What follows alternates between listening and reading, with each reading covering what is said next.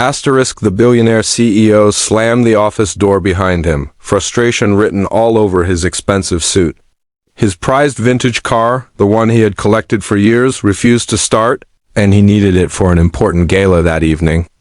After calling every top-rated mechanic in the city, he finally found one who promised to come immediately, though the mechanic was young.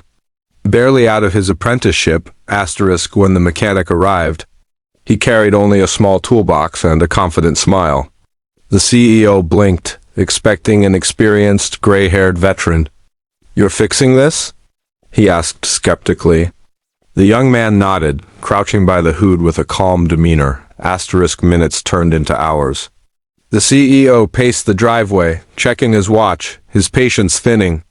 The mechanic didn't rush, didn't fumble, but worked meticulously, listening to the engine, tapping here and there, adjusting and inspecting.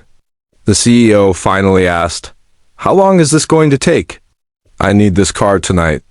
Asterisk the mechanic paused, looked up, and said quietly but firmly, "I can fix it tonight, but I won't cut corners. If you want it done fast without care, it won't last another week. You want it fixed properly, it will be ready before dinner, but it will require some patience." Asterisk the CEO blinked. No one had ever spoken to him that way. Usually people rushed to please him, fearing his wrath. But something in the mechanic's honesty felt refreshing. He nodded, letting the young man work. Asterisk hours passed. The sun dipped low over the city skyline, and finally the mechanic closed the hood and wiped his hands on a rag. "Try it now," he said. Asterisk the CEO turned the key. The engine roared to life, smoother than ever. He leaned back in disbelief, listening to the purr of his restored car. "You fixed it," he said, almost whispering. Asterisk the mechanic shrugged. "I didn't just fix it. I made sure it runs perfectly. That's what matters." Asterisk the CEO felt a strange warmth and admiration for someone who didn't bend under his status. "How did you know exactly what was wrong?" he asked. Asterisk the young man smiled. "I learned to listen to the car, not the owner. Machines tell you what they need if you pay attention."